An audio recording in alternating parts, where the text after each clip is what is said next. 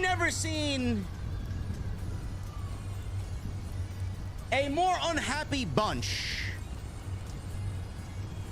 than pro wrestling fans. I know. I'm one of them. But when something or someone, in this case, two individuals, are so good at their job and actually go out there and do what their profession actually is, it's amazing to me that people still find a way to bitch, moan, and complain. It's unbelievable to me, man. MJF and Will Ospreay go basically 60 minutes minus 2 seconds to open Dynamite for the International Championship. And people still have to, in some bizarre way, spin it and make more complaints than state the positive. It almost makes me not even want to be here. You know who's not here? Jesse's not here. It's his wife's birthday. Happy birthday, Jesse's wife. Thank you for taking him off my hands. I'm flying solo tonight. I was with Solo last night on Tuesday night, but I'm flying solo tonight. It's raining right now here in New York City pretty badly. Hopefully the internet stays the way it needs to be. But we're going to the beer garden. And we're going to open up some cold ones and toast to two of the industry's best professional wrestlers. And when I get there, I want to know what MJF, what Will Ospreay, and what you guys are holding up. Because when I walk in there, I want to know, what the fuck are you guys drinking? I'll see you over there.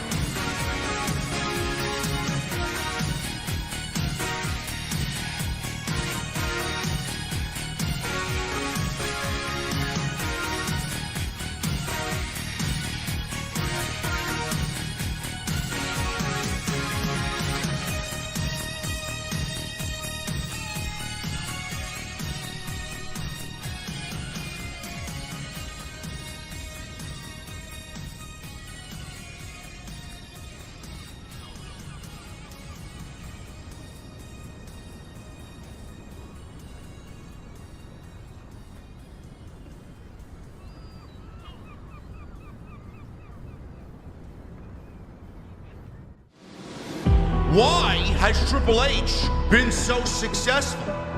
Why is Triple H running WWE better than Vince McMahon and Bruce Pritchard on Monday and Friday night? Long-term booking.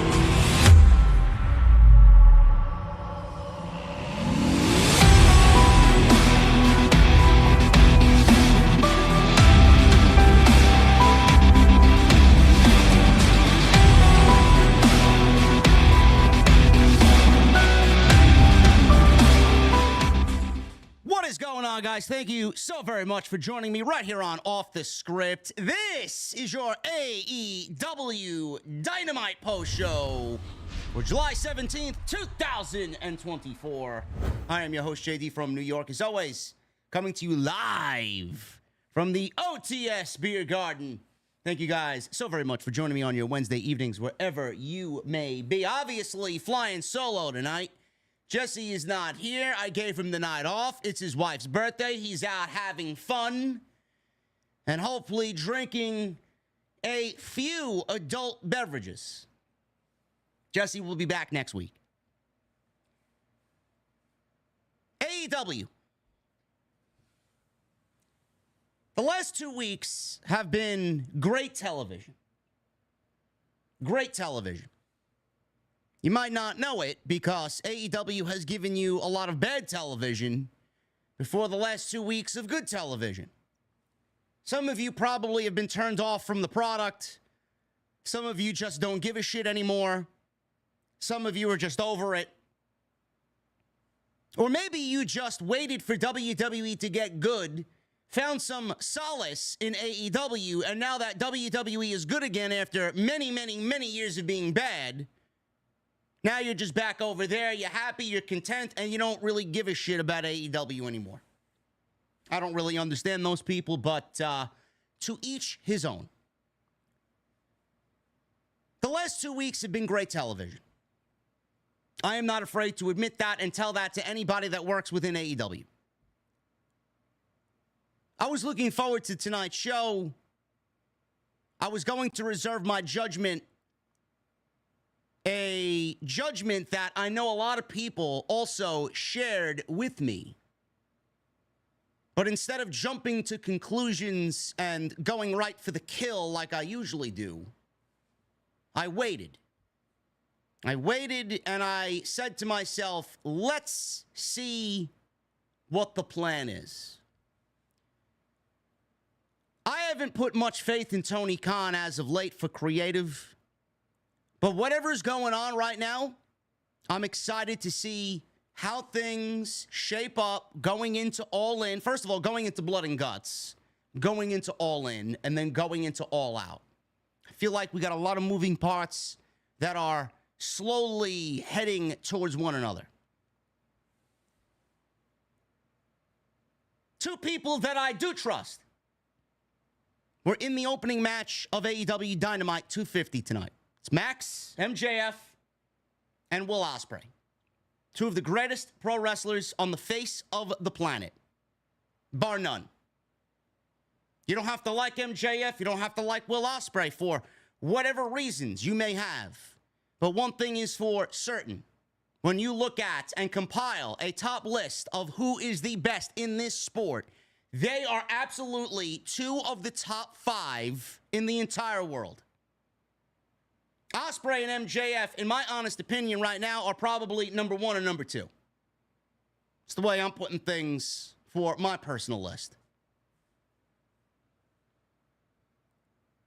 They opened the show tonight for the International Championship.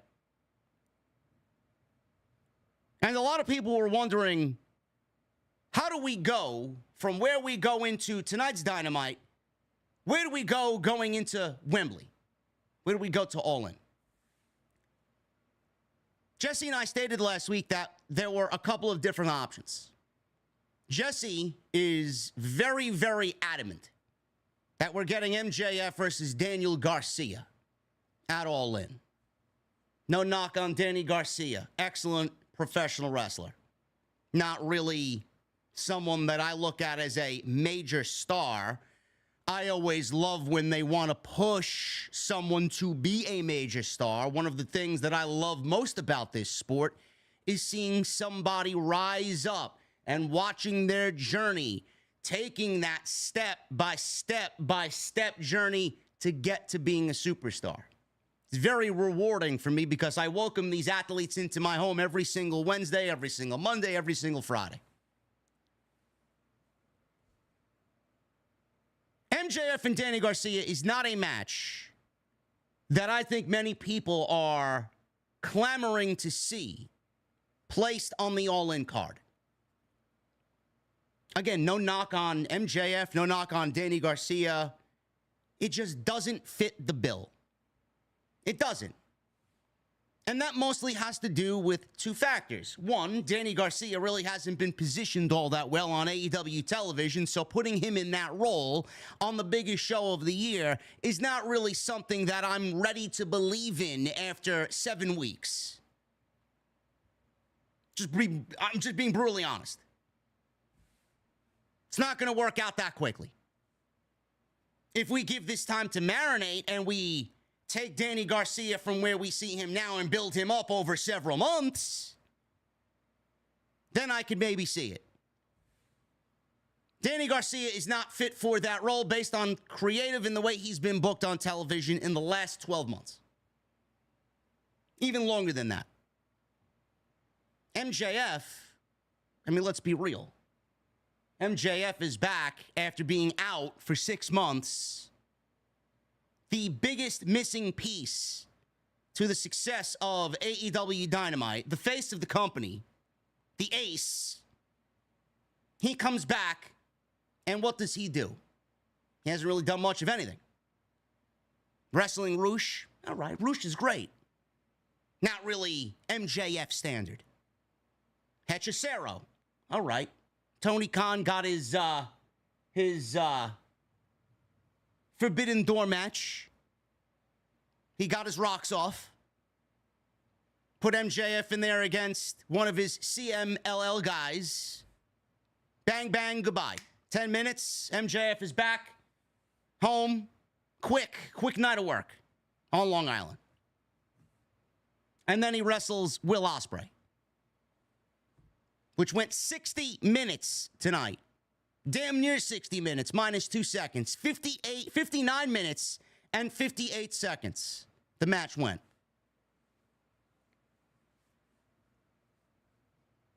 Seen a lot of people complain about the length of the match.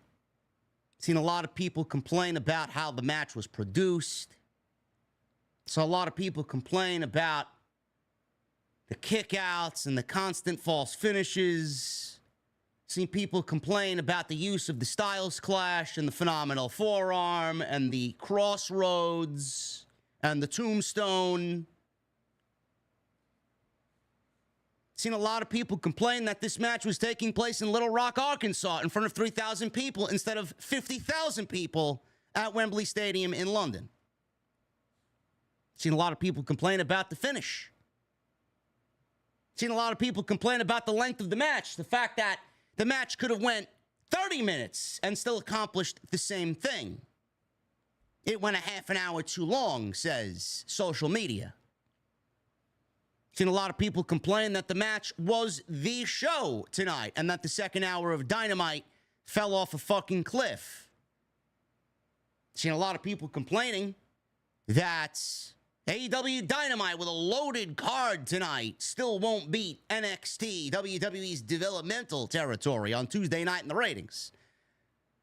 No matter what people are saying, you cannot take away from the fact that you watched one of the greatest matches that AEW has given us on television, one of the greatest matches in the history of Dynamite, one of the greatest matches in the history of the company, between MJF and Will Ospreay. I don't give a shit if there's fucking 3 people in the crowd, 3,000 people, 30,000 people. I don't give a fuck. I don't give a shit if they wrestled in front of LED screens in the fucking Thunderdome. I'm judging it based on what we were given as far as story, the way that they worked the match, and where this goes going into All In, telling the utmost important thing in pro wrestling, story. All this other noise is fucking bullshit. It's bullshit. Listen, man, I'm no stranger to complaining. I complain every fucking week. Every day I wake up and open my fucking eyes, I'm complaining about something, whether it's on here or in my personal fucking life. Always. We are a creature of habit, man. We complain about everything as human beings. I don't think this is something that you guys need to complain about. I don't.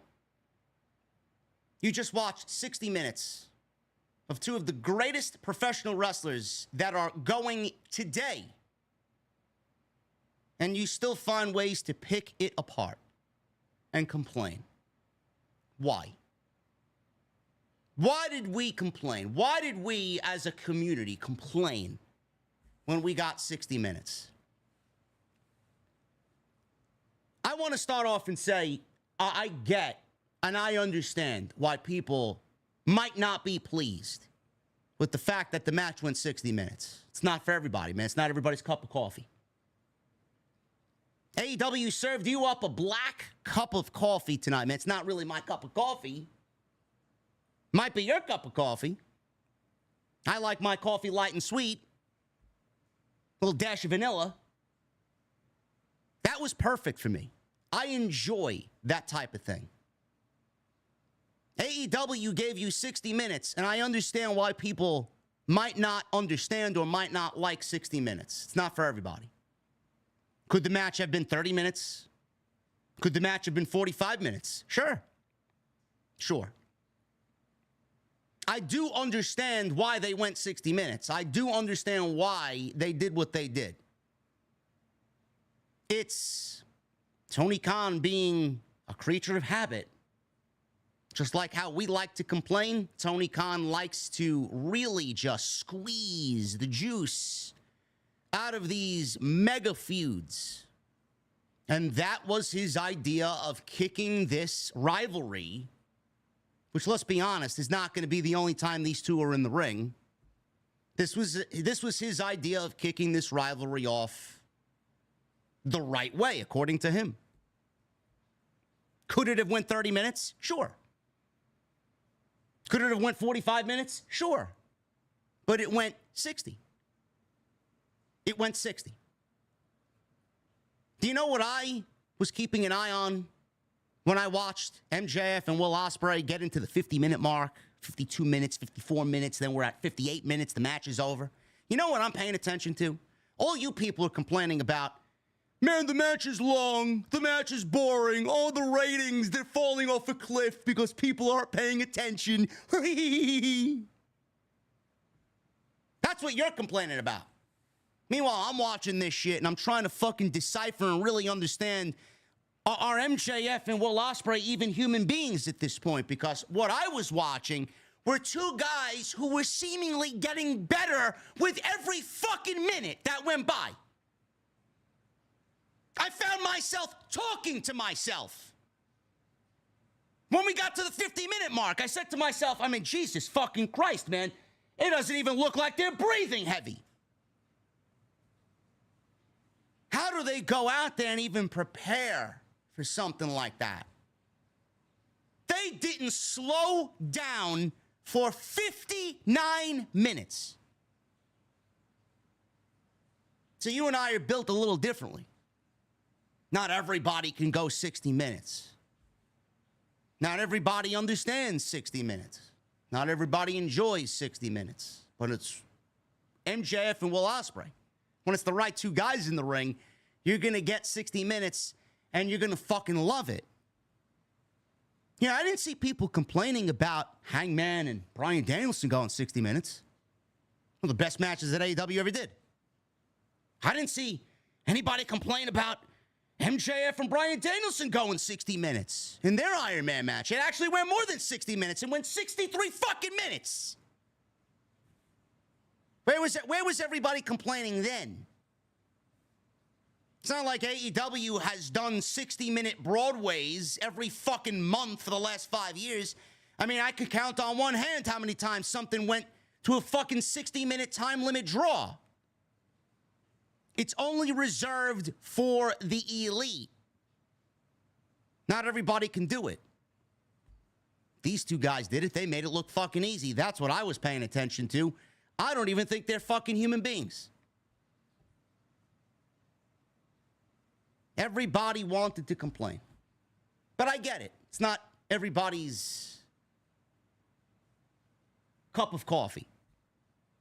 Not everybody's going to want to sit there for 60 minutes and enjoy a pro wrestling match. But this is what AEW is, right? AEW is where the best wrestlers, they fucking tell you exactly what their mission statement is. We're the best wrestler. They got two of the world's best wrestlers employed on their payroll, and they went out there and did what they're paid to do, wrestle, and you still find a way to fucking complain. Imagine complaining about Aaron Judge hitting a fucking baseball as hard as anybody and getting a double. Put himself in scoring position. Oh, man, Aaron Judge, he ain't worth the money that the Yankees are paying him. He needs to hit 78 home runs. I don't give a shit what the fuck he does, man. He just put himself in scoring position. He's one of the best players in the entire fucking league, and he's putting his team in position to win. Imagine complaining about someone doing their actual fucking job. It's in his description. I hit a little white round object for a living. What the fuck are you complaining about? MJF and Will Ospreay just went out there and broke their fucking bodies for 60 minutes. They went out there and gave you professional wrestling, and you still find a way to fucking fuck it all up. I've had my fair share of AEW criticisms, and I stand by every fucking one of them. But listen, guys, this is not one of them. This is not one of them. You know, the locker room, the pro wrestlers hate their fans more than anything in this fucking industry. They hate their fans. They do. They're supposed to like us because we support them and we buy their merch and we buy tickets to go watch them do their job. But when it comes to what they see online, all of that shit goes right out the fucking window, man. They hate every single fucking one of us, man. They can't stand us. You guys are not helping that cause when you go out there and fucking complain about MJF and Will Ospreay going 60 fucking minutes to open Dynamite. The other criticism that I saw was, oh, the show fell off after the match was over. No shit. No shit.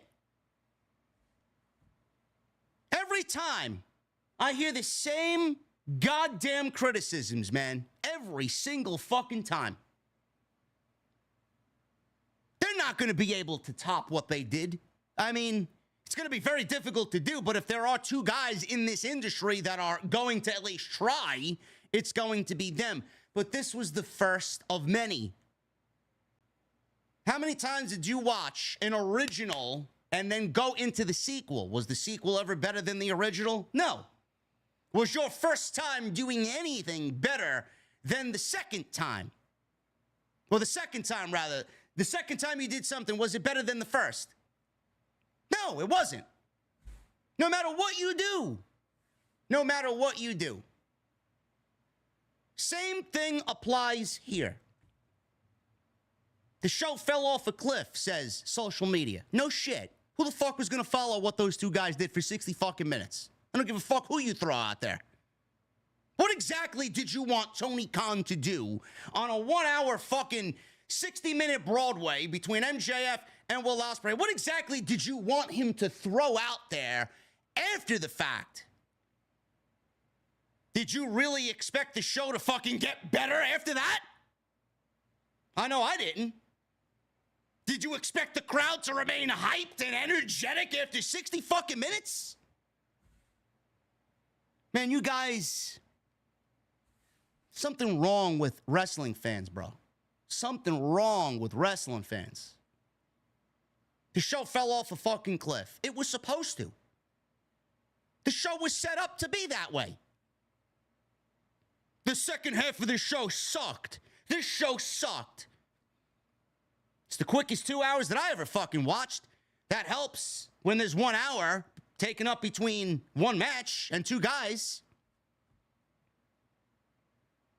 But the show did exactly what it needed to do. We are looking at the calendar and it says July 17th. They have more than a month. More than a month. They have 5 weeks. 6 weeks. Till All In. And they already have the top of their card for All In. If you watch the show, you know where they're going. They don't need to rush into telling stories. They got 5.5, 6 weeks left to go. What exactly did you want them to do after a 1 hour match between Will Ospreay and MJF? This was the biggest selling point of the fucking show. That was it. Everything else to follow was basically the whipped cream and the cherry on top. That's all they needed to do. So everybody complaining that they didn't do much of anything after MJF and Will Ospreay, good. I didn't want to see any more after that. All I needed to see was how we setting up blood and guts who's Team AEW going into Blood and Guts? And they did exactly that. They gave you the two teams. They built to Blood and Guts next week. And goodbye. Let's go home. What else did you want? All these people complaining about MJF and Will Ospreay going 1 hour. Are you going to have that same fucking criticism next week? Because here's a fucking spoiler for you absolute fucking idiots out there. You're going to get the same fucking show next week. What do you think, Blood and Guts is going to be fucking 20 minutes? Match is built to be a fucking hour plus. Oh, the show fell off a fucking cliff. The show going into next week is all about one match. I would rather them focus on the one match than give me story for 6 other fucking things that don't really matter right now. No, but everybody wants to type away and they want to open up the line of criticism because it's AEW, yet none of you fucking people pay attention to anything like we do. Like I do. I do this shit for a fucking living, man. I live and breathe fucking pro wrestling. I sit with a fucking iPad or an iPad or iMac in my fucking lap every fucking day. Writing out notes. Writing out thoughts. Talking points. I have all day to think about this shit. Yet you sit there and want to complain about, the show. Oh, it was one match. The show fell off a fucking cliff. They did exactly what they needed to do. They're building to Blood and Guts. It's going to be one match next week. So for all the people that are complaining to me in my chat right now that I'm not paying attention to because I don't give a fuck what you have to say, I want to see all these people complain next week when there's one match. Do you know when we get the actual build to everything else that's happening right now? After Blood and Guts. Which, to be fair to AEW, they've done a fantastic job leading into tonight and into next week to flesh out the top of the card for All In. Bryan won the Owen. He's getting Swerve at Wembley. MJF and Osprey got their deal. We got the little side story with Danny Garcia. How that's going to play out, who the fuck knows? I'll talk about that in a little bit. Pac is already eyeing the International Championship. Where does he factor into that? Paige hasn't mentioned anything about Swerve by name. We finally got them looking eye to eye tonight. Where is that going into Wembley? Mariah May and Toni Storm off the heels of the greatest women's segment in the history of the company last week with a follow-up promo that did exactly what it needed to do tonight, which also I saw being criticized. Mariah and Toni, which is probably their best story out of everything going into Wembley. You got Mercedes and Britt Baker for the TBS Championship. A little worried about how they're going to carry that on for the next 6 weeks. I wasn't really all that pleased with what they did tonight. I think we're already starting to dip into the I did that already territory. The Elite versus the Acclaim for the Tag Team Championships. Jack Perry's building to a match with Darby Allin for the TNT Championship. I mean, what the fuck do you guys want, man? What do you want? What do you want? I can't wait for all the fucking imbeciles to clip this fucking show. All the people that complained about me for months that I hate AEW, man. I don't see you clipping this fucking show. Y'all want to listen when I don't like the fucking show, but when I do like the show, you're still watching, but you won't say anything, man, because I know you know that I'm right. The build for All In is already far superior to what we've been given last year. Remember last year? Because I know because I bitched and fucking complained about it. We didn't get a fucking match announced until 3 weeks before the fucking show. Then we started to see a card fleshed out. All of All In, outside MJF and Adam Cole, was basically, and maybe Will Ospreay, I wouldn't even say that. Osprey and Jericho was a great match, but I wouldn't say there was a story there. Outside of MJF and Adam Cole, what was exactly there that was, oh my God, man, story? They are so far ahead of what they did last year. It's not even fucking funny, but it's all getting lost in translation because you guys want to fucking complain. Oh, man, Max, MJF and Will Ospreay, they went 60 minutes, man. The show fell off a cliff. Are you paying attention?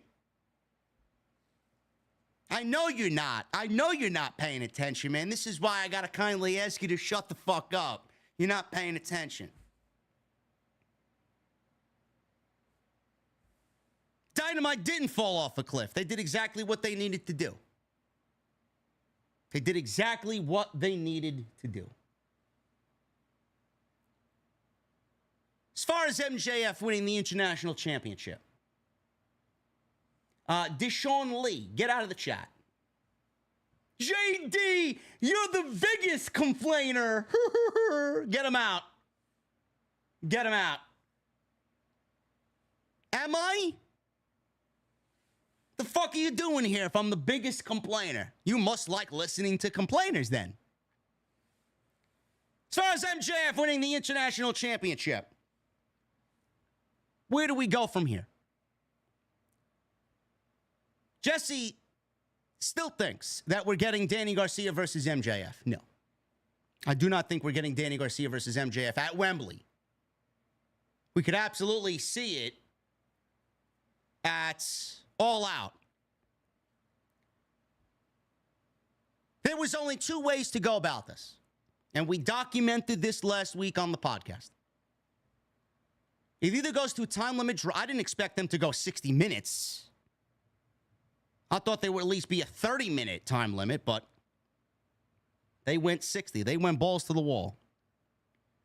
It was either a time limit draw and we run it back at Wembley, or we get, because I didn't really think MJF was going to win the International Championship. I didn't really think he was going to win it.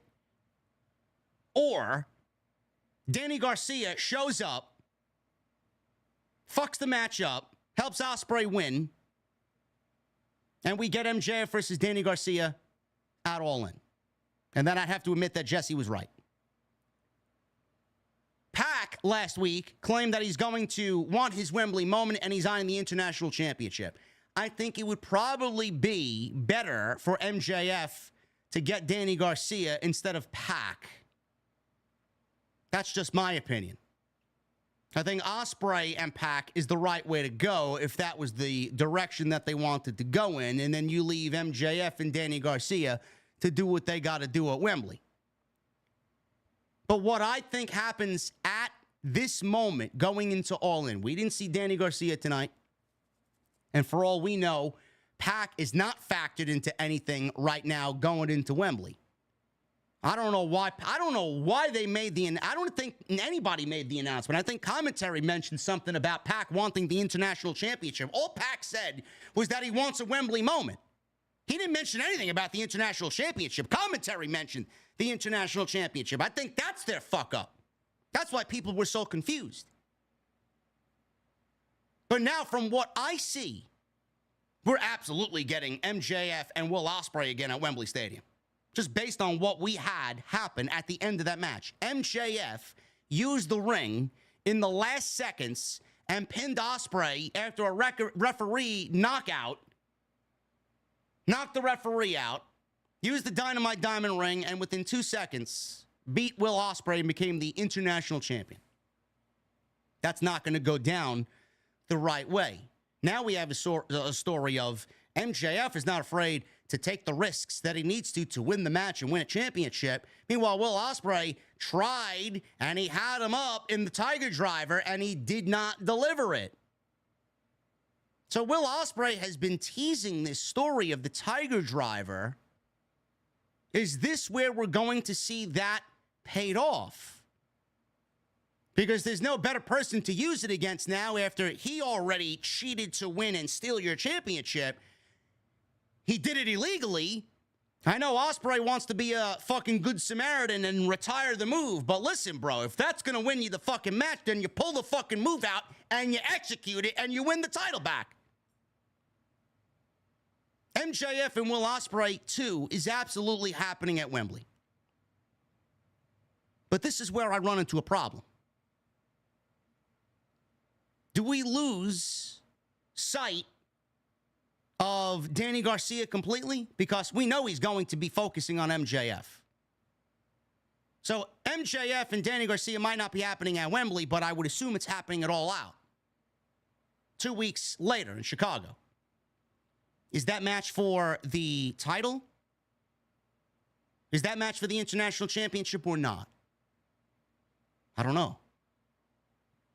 I don't really get a sense for that match needing the championship or a championship to tell that story. So MJF and Will Ospreay, if we are heading towards a second match with these two guys, does Will Ospreay win the championship back from MJF at Wembley 6 weeks later? And do we see Danny Garcia cause that match to go back to Will Ospreay? Does Will Ospreay get his win back by the help of Danny Garcia? I'm assuming that's going to be the case. I figured that we'd see him tonight. I figured that we might see him at Blood and Guts, but it looks like they are going to really milk this injury, and they're going to let this shit play out, and we're not going to see him back until Wembley Stadium. That would be right now the ultimate place to bring him back, get a match between Max and Danny Garcia in Chicago for All Out under some sort of stipulation, whether it's last man standing or a first blood match or something along those lines, where Danny Garcia could get the win there. But Max and Will Ospreay going into Wembley now for the International Championship, with Max defending against Will Ospreay, with Danny Garcia helping Ospreay get the title back. Listen, man, the International Championship doesn't mean jack shit to me. Ospreay looks great with it. He's done great shit with the title. He's as much of a champion as anybody in the industry, but I like a little unpredictability, man. I do. MJF winning the championship tonight, only to drop it back to Will Ospreay in 6 weeks. That don't bother me. That don't bother me at all. You want to know why? Because they're telling a story. If the title is taken off of Will Ospreay to put it on MJF, only for MJF to drop it back to Ospreay because pro wrestling, I'd have a problem with it. But in this situation, it's going to be used as fuel to tell another story that MJF is a part of, and that story is with Danny Garcia. So if that's the case, I don't have a problem with that. I don't. That opens up Will Ospreay to go and do whatever the fuck he wants going into All Out, and I would assume that with the comments that Tony Khan made today about Ricochet, I would assume that we get Will Ospreay versus Ricochet at All Out. It kind of fits the bill, too, because you got those two guys knowing what they could do, wrestling on a show called All Out. You better fucking believe they're going to go all out. That's just the way that I see it. And you know what? For him to even get that match with Will Ospreay, if that's the way that they're going, obviously, at All Out, I'd have Pac versus Ricochet at Wembley Stadium. Book it, TK. Bring him in. The fuck you waiting for? It's ready to go now. If Ricochet ain't at Wembley, I would be fucking absolutely shocked. Pac versus Ricochet to open the show? I don't think you could ask for anything better than that, man. Get him a win there.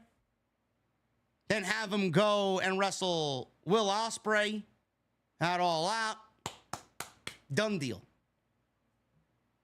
But that's where I think we're going now. Danny Garcia and MJF is happening. It's not happening at Wembley. We're getting Will Ospreay versus MJF 2. How they follow up what they did tonight, I don't know.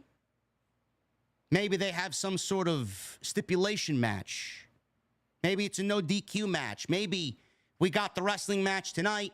They can't go out there and give us a match similar to what they did tonight. They can't do it. Osprey and Omega, their match before the Forbidden Door match last year. The match before that was very different compared to the match we got at Forbidden Door. It's a little bit more violent. That's where I feel like we're going with this. I feel like it's almost the same blueprint. We got the wrestling. We got the 60-minute Broadway. Then we get to Wembley, and they cut it down by a half an hour. And we get a nice fucking brawl. A little color. Brutal. All out. That's where I think we're going. So again, I don't know why people are complaining. There's nothing to complain about here. There's nothing to complain about as far as the reason why the match went 60 minutes. There's nothing to complain about, oh my God, it's not going to be seen in front of a pay-per-view audience for the first time. It's in front of 3,000 people in North Little Rock, Arkansas. Listen, I get it. I laugh at it, man. I laugh at the people who tell me ratings don't matter. Ratings absolutely do matter. If they didn't matter, this match wouldn't have been basically commercial-free for the first fucking half an hour. And it wouldn't have been on the show, and it wouldn't have opened the show. Ratings absolutely do matter. It's what they do with the ratings.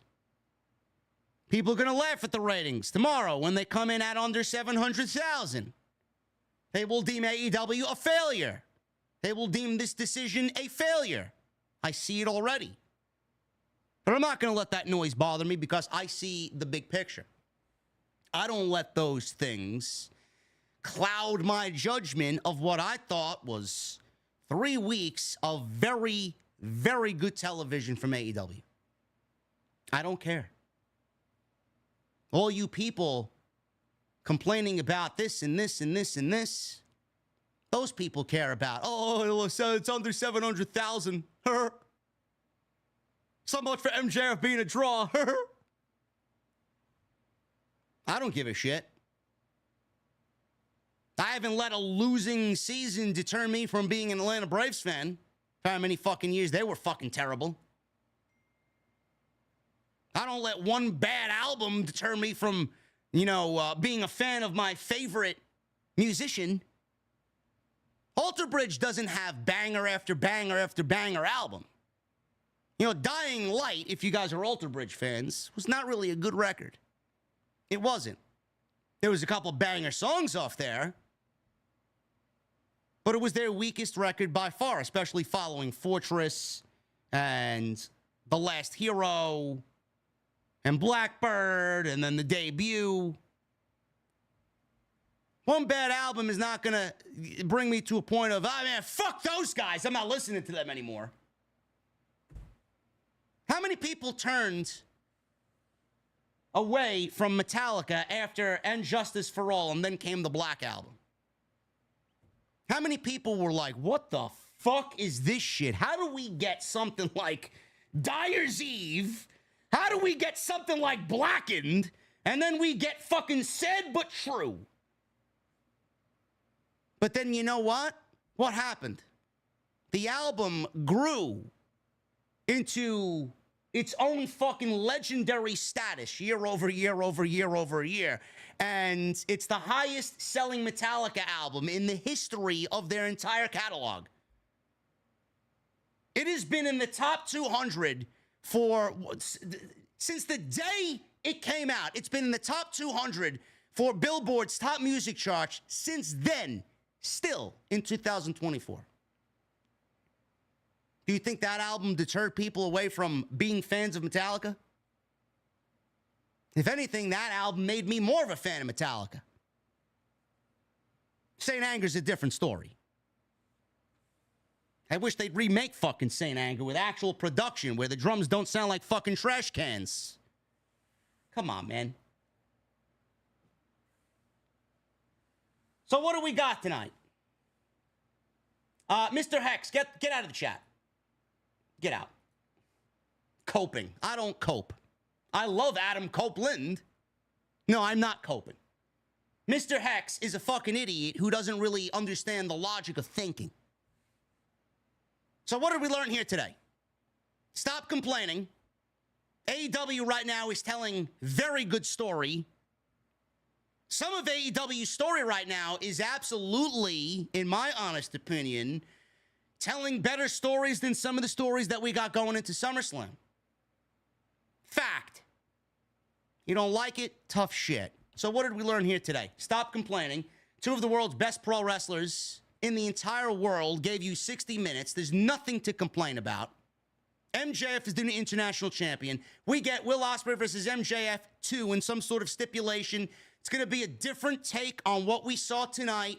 Will Ospreay wins the championship back in Wembley in front of his family after a hard-fought match thanks to Danny Garcia.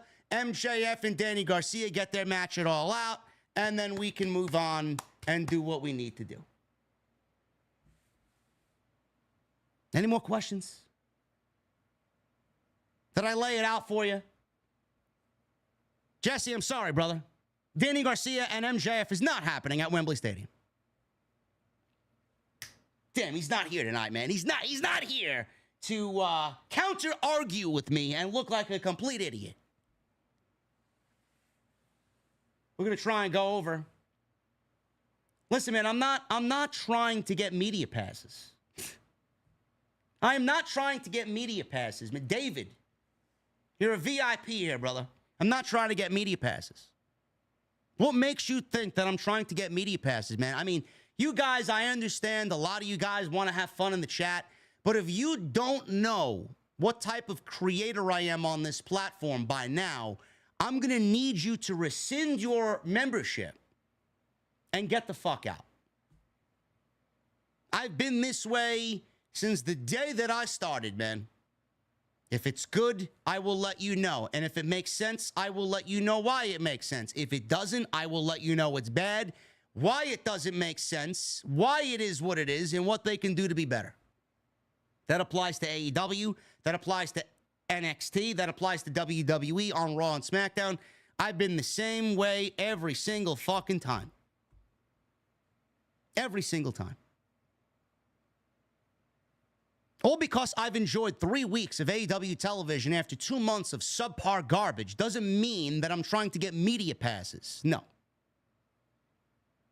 I don't know how anybody could misconstrue that. I'm simply telling you what needs to be said, because if I don't say it, who the fuck will? Do you guys expect me to come on here and shit on everything? Is that what you think the type of creator I am? Is that the type of content you want me to produce? That's not the type of content I want to produce. If that's the type of content you want me to produce, then I'm going to need you to go find a different content creator. Because that ain't me. That might have been me 7 years ago, but that's not me now. That's not me now. I have no time for this bullshit. No, David, you weren't joking, bro. If you were joking, you would have put laughing face emoji or at least give me an LOL. No, you were not joking. Or give me a laughing face emoji with a JK at the end. No, you were not joking. Because that narrative goes around way too much in the community. I like something, I'm trying to get back into the good graces of AEW. I don't give a fuck who likes me there. I don't. The people that like me there, I know who likes me there. And the people that like me there, I'm very content with them liking me. I've had people reach out to me from there telling me I've done a good job. I've had people not say shit to me and just block me on social media, which gives the reason why, I'm not liked. They don't like people expressing their opinions on what they do there. Now, that doesn't mean I'm trying to get back into the good graces of AEW. I don't give a shit. I don't understand why people really push that narrative. Oh, JD is a WWE mark. No, I'm not. I grew up watching WWE. I'm an anti-Vince McMahon mark. Maybe you should really lay that one out. Who doesn't like what WWE is doing now based off what we have been given the last 12 months compared to what we were given for the last 12 years? You wouldn't be happy about what television they're producing based on who is not there anymore? I'm an anti-Vince mark.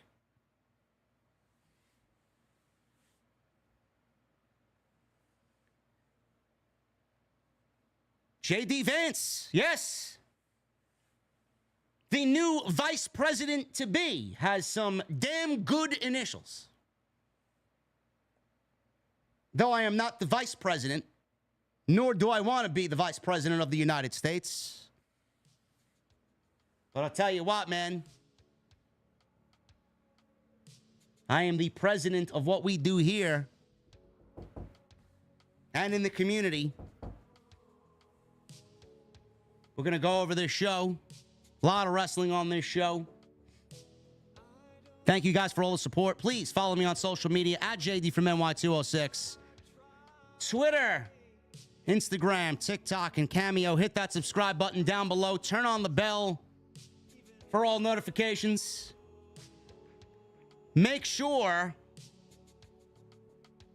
you guys go check out all the other content on the channel. There's plenty of it. Solid Monster and I were live last night for episode 57 of Tuesday Night Titans. 3.5 hours of wrestling discussion. You know, sometimes we sit in sound check and we go over the notes and what we're going to talk about. And it's like, we'll probably go about 2 hours. And it ends up being 3 hours, 3.5 hours. Show starts at 8:35. We're off the air by fucking 12 o'clock. I mean, where the fuck did time go? That's when you know you got a good fucking thing going, man. So go check that out. It's all on the homepage. Make sure you guys hit that thumbs up. Let's try for 1,000 likes. We got 520 likes right now. I'd love to see that as close to 1,000 as possible. Hit that subscribe button down below. Turn on the bell for notifications. And please, go check out my sponsor for tonight's show, Blue Chew. BlueChew.com. Code JD at checkout. Just like MJF and Will Ospreay, have them all rise to their feet. Blue Chew is going to get you to rise in other ways. Just not on your feet. Make sure you guys go check that out. Free sample on me. All you got to do is pay the $5 shipping and handling. BlueChew.com, code JD at checkout.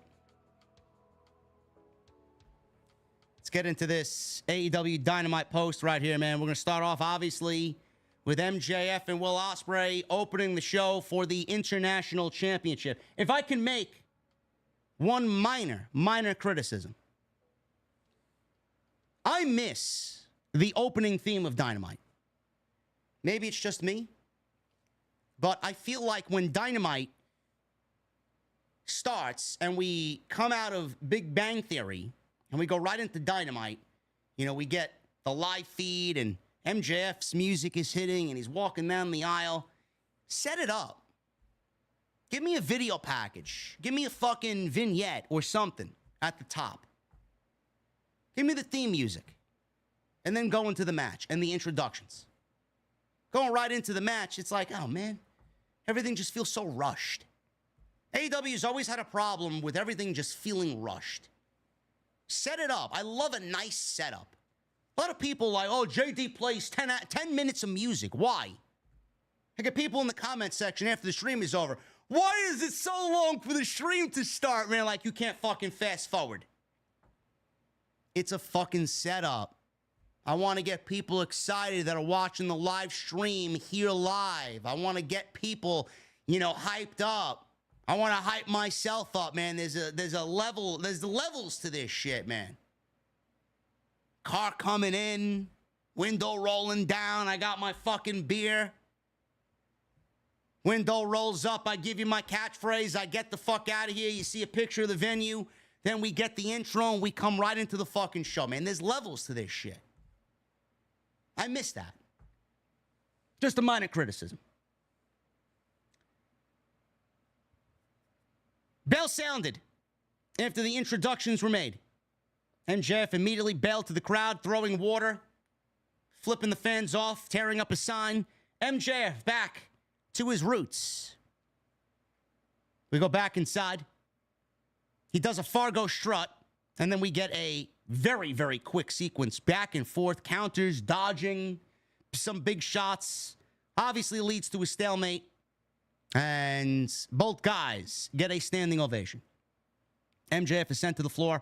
Osprey connected on a somersault dive before heading back in for a stun gun, big boot, back suplex. He goes for recovery, gets it 2. MJF suckered Osprey into the corner, took control of the match, working over the left arm. Both guys traded back suplex attempts. MJF turned one into a very nice-looking stunner for a 2 count. Heat Seeker blocked, but MJF hit a slingshot stunner. He goes for another cover. He gets it 2. MJF tried it again.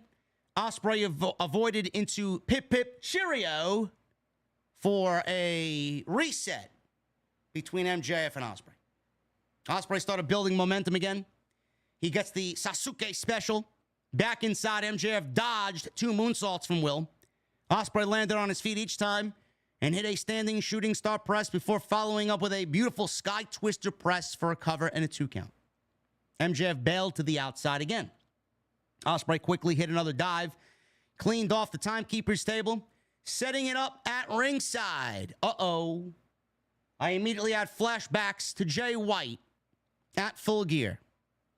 MJF worked the leg and sank in a figure 4 back in the ring. Osprey ultimately got to the ropes to break the hold. MJF tried for some Irish whips. Osprey continuously just fell down, selling the leg and selling the effects of the figure 4. Again, levels to this shit. They get it.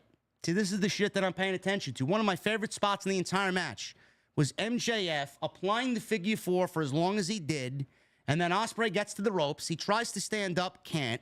MJF Irish whips him. He fucking crumbles to the ground because he can't run because he's selling the knee due to the effects of the figure 4. This is the shit that I pay attention to. Love it.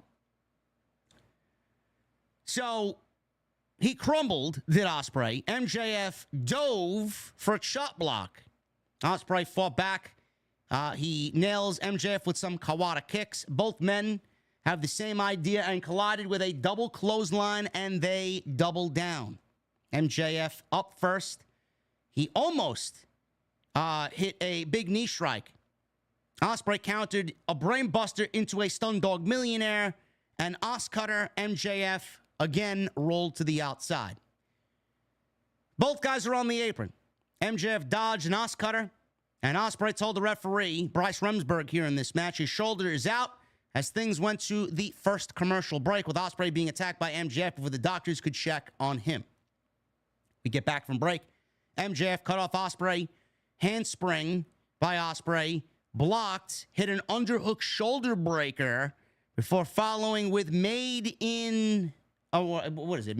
Well, it's not made in Japan. I was going to say a Canadian destroyer. MJF opted to look at the fans, trash talk, allowing Osprey to hit a desperation handspring Pele kick for a double down. Osprey did a one-handed cartwheel into an enziguri before hitting, and again, he did the one-hand cartwheel because he was selling the shoulder.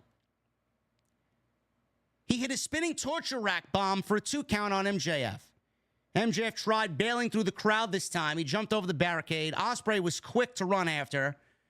He held MJF against one of the guardrails in the audience, and a little girl, couldn't be more than 5-6 years old, goes up to MJF and starts slapping him in the chest.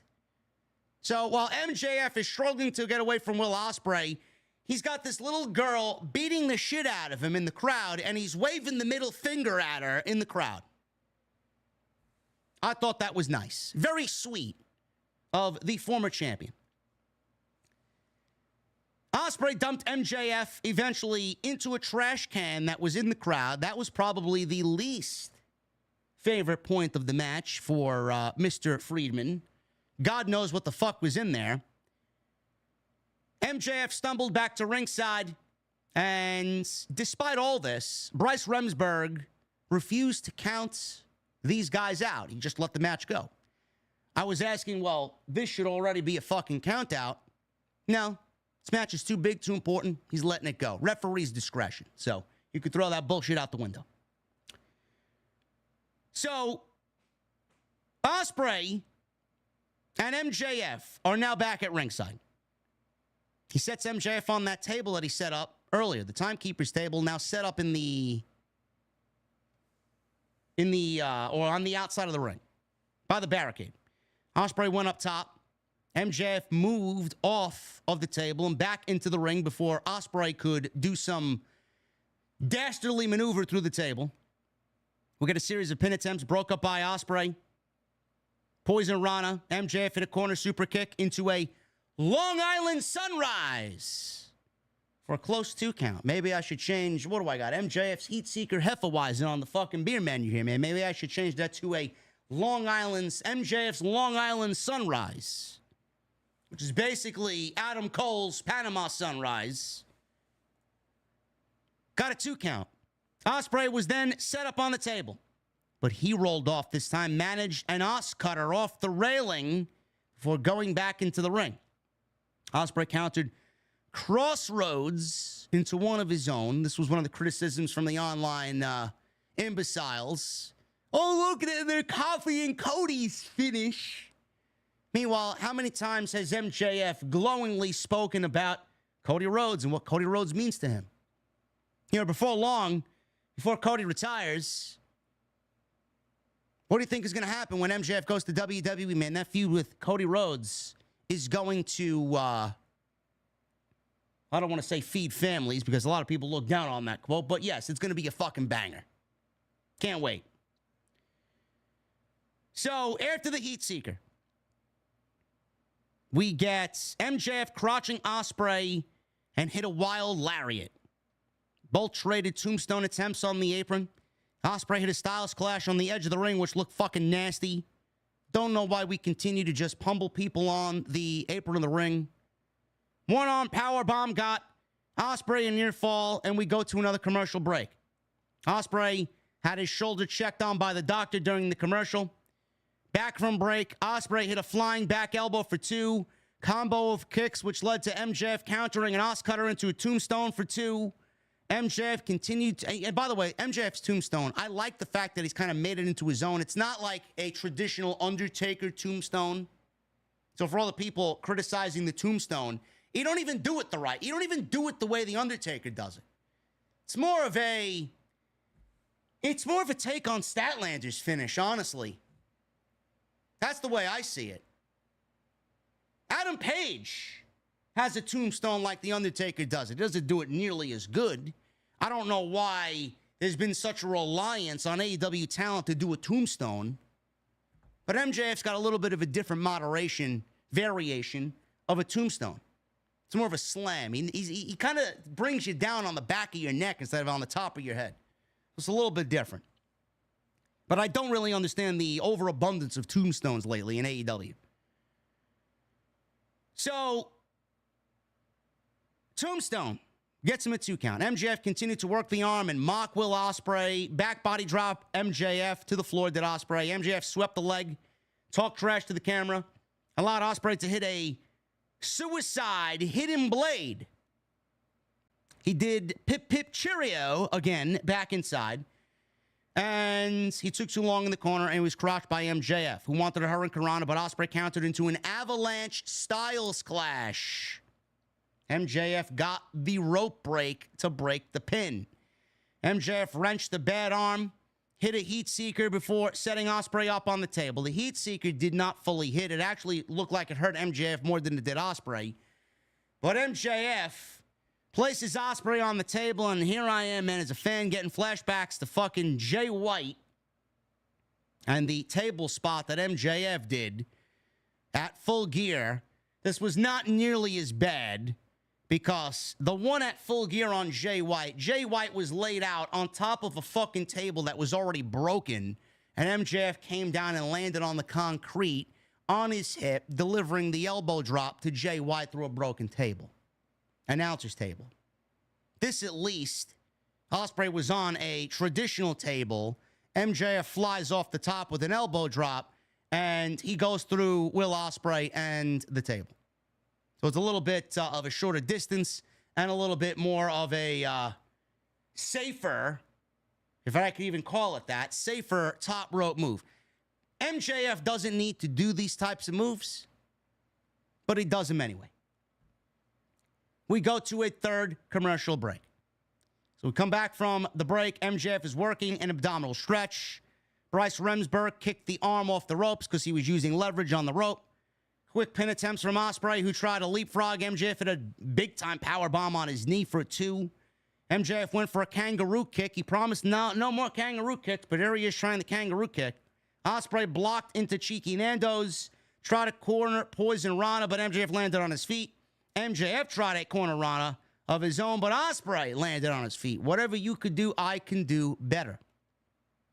Both flip out of shots before MJF mocked the crowd and ate a crazy hook kick. Another sequence of counters led to a wall walk in Zaguri and a series of rolling attempts that netted each guy a 1 count on 3 different occasions.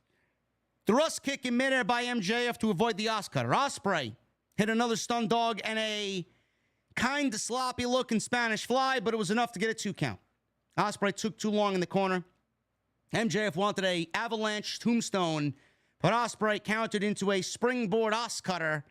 At this point, you could start to see that they're getting a little tired. Things are looking a little sloppy in there.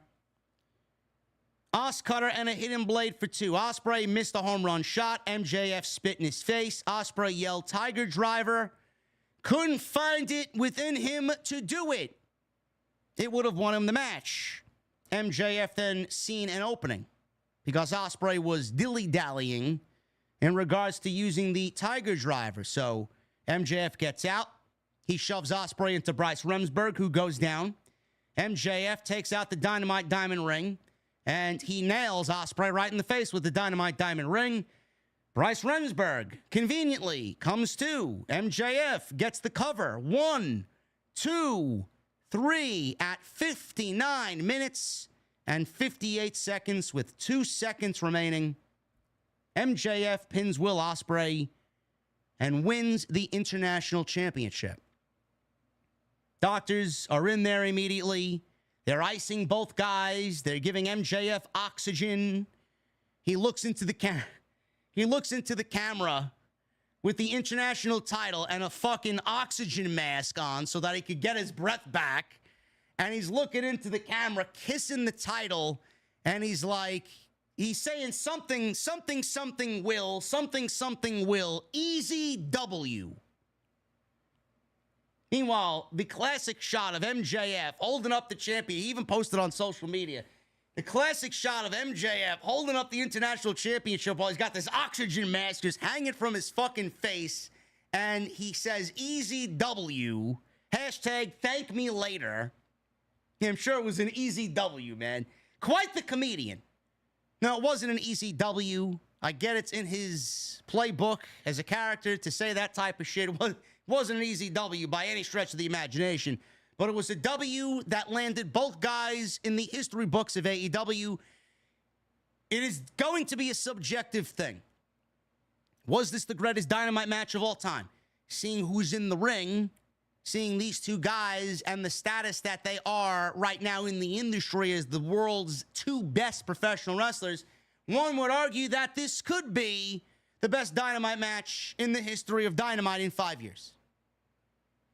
It's got some stiff competition. It's got that first Arthur Ashe show, Grand Slam, with Kenny Omega and Bryan Danielson, which is my favorite AEW moment of all time. Nothing beats that. Seen that clip floating around on social media today. Again, I watch it back every single time someone wants to post it and kind of relive that moment. Unbelievable moment. 20,000 people chanting yes, yes, yes before the bell even fucking rings.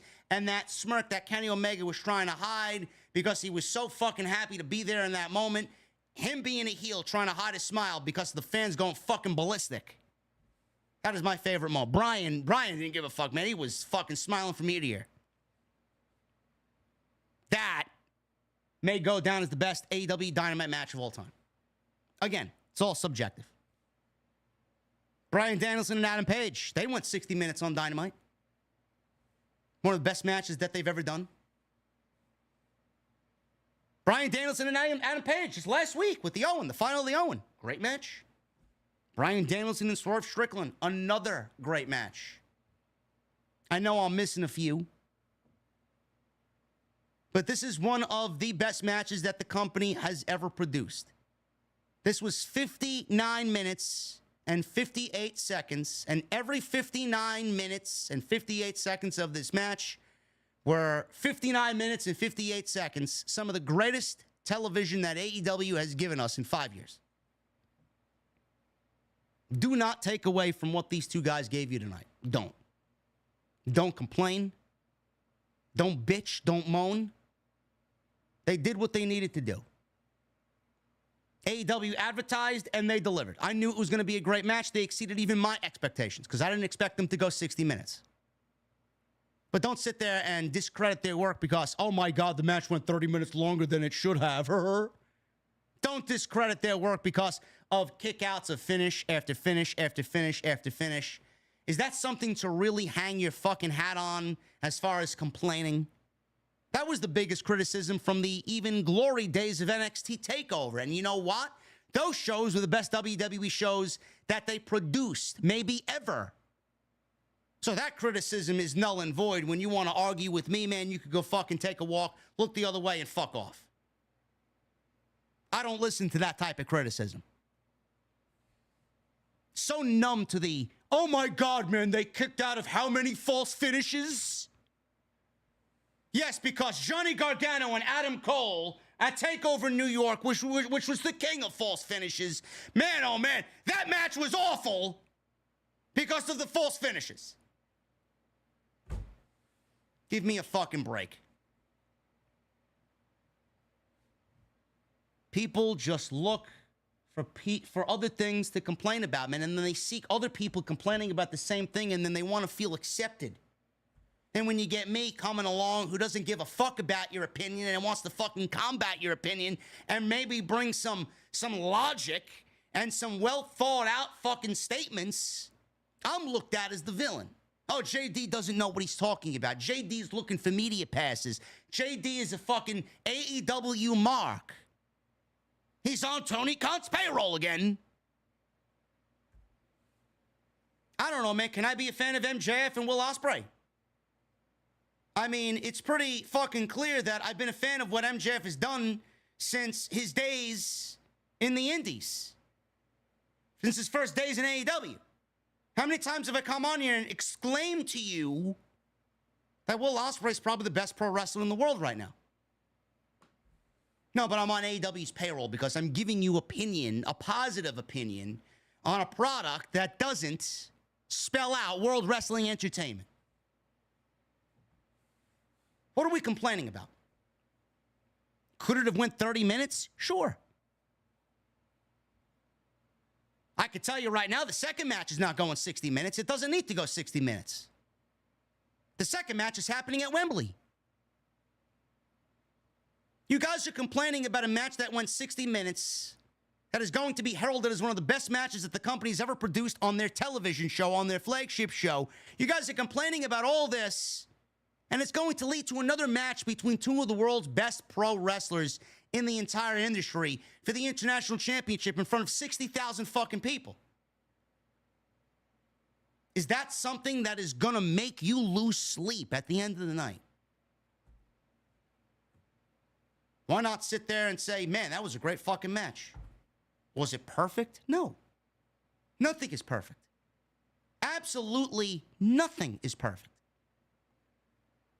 But don't discredit the story and don't discredit the direction and don't discredit their work because, oh my God, man, I lost interest around 30 minutes. That's a you problem. That's a you problem.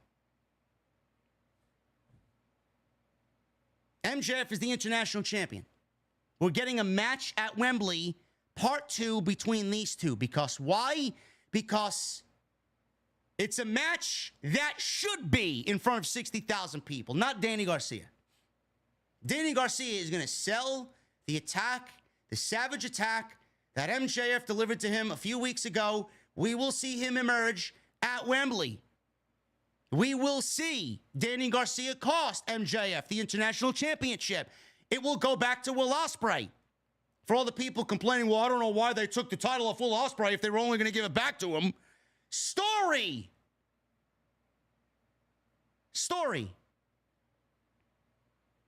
I like the fact that they are doing something with the fucking title. Do you want to know what we're not going to get in the next 5.5 weeks? Random open challenges with the International Championship like we've been given since the inception of the fucking title. MJF is not going to administer open challenges. Good. You know who would have? Will Ospreay. Now there's a story. MJF and Will Ospreay now have a story. Had a story going into this thing. Now they have even more of a story. Now the title's involved in the story. What is there to complain about? Danny Garcia is going to come back and take the one thing away from MJF that he wants. He's going to cost MJF the International Championship, and then we'll get Danny Garcia and MJF at All Out. Ricochet? What does Ricochet do at All Out? He'll get, or Will Ospreay rather, he'll get Ricochet. He'll get Ricochet at All Out. Ricochet will get Pac at All In.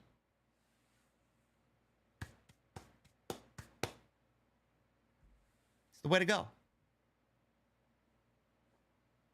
But yes, this match was every bit as good as you expected it to be. It even exceeded my expectations. And these two guys, their expectations, I know they have lofty expectations for themselves. They may have absolutely fucking blown themselves out of the water. Ridiculous. Absolutely ridiculous match between these two.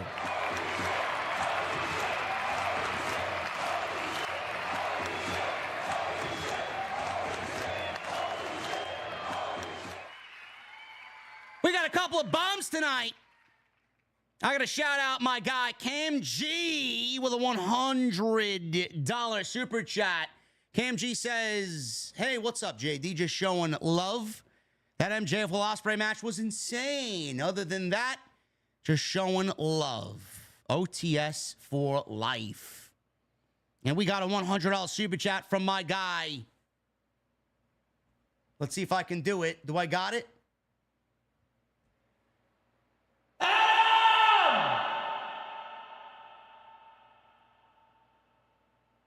Casper with a $100 super chat. Happy Wednesday night, JD and everyone. I'll admit, MJF vs. Will Ospreay was awesome tonight, and looking forward to the rematch at All In at Wembley. You know what?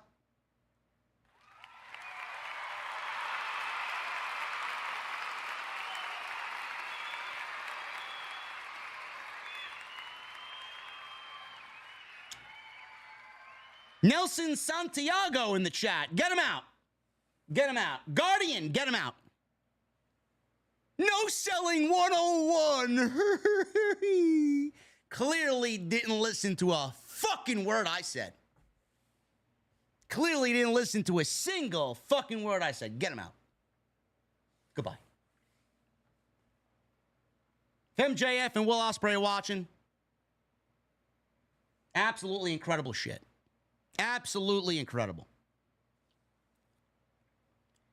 For all the people that said this show fell off a cliff after the 1-hour match between MJF and Will Ospreay, what exactly did you want? Really, I asked this question sincerely. What did you want? Did you want 7 other fucking stories that are going on right now to be thrown in there and rushed? Or did you want a 1-hour match to lead into the rest of the show that they had lined up, which was basically bare minimum at this point? Because the only reason why they had this match go 1 hour was because they were solely going to focus on blood and guts. That was the other big thing. That's the only other thing that they needed to accomplish tonight, and they did it. What else did you want? What else did you expect out of Tony Khan and AEW tonight? What? Mariah May gave us a promo, and Blood and Guts was built upon. Got Team AEW. We got the 5 against the Elite. 5-on-5. It's all announced. It's all good to go. That's going to be next week. And you know what? Like I said in the beginning of the show, that match is going to be more than an hour. So I can't wait for you guys to have that same energy next week when the Blood and Guts match goes even longer than the match that you got tonight between Will Ospreay and MJF. You guys gonna show me that same energy? Huh? You're gonna go on social media and critique away and voice your criticisms? Or you're gonna sit there and understand that, you know what, maybe JD was right. Maybe that asshole from New York was right, man. We didn't really need anything else built on this show. They got 6 weeks to go till Wembley. We can get all that we need in the next fucking month and a half. After Blood and Guts. One thing at a time. I have asked AEW kindly every fucking week. Maybe not so kindly on some weeks. Space this shit out.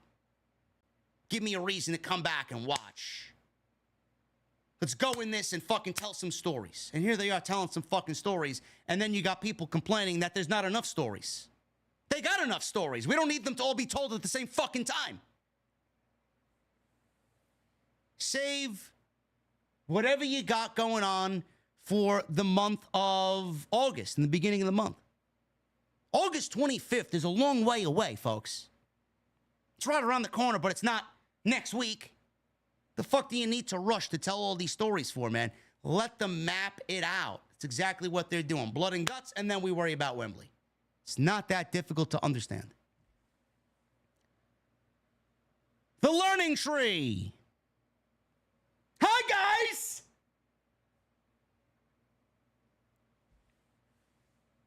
Big Bill introduced Jericho and Brian Keith to the ring. Jericho scolded the crowd before running down his resume on Dynamite. Jericho promised his branches. He'll be on every Dynamite until episode 500. Oh, my goodness, man.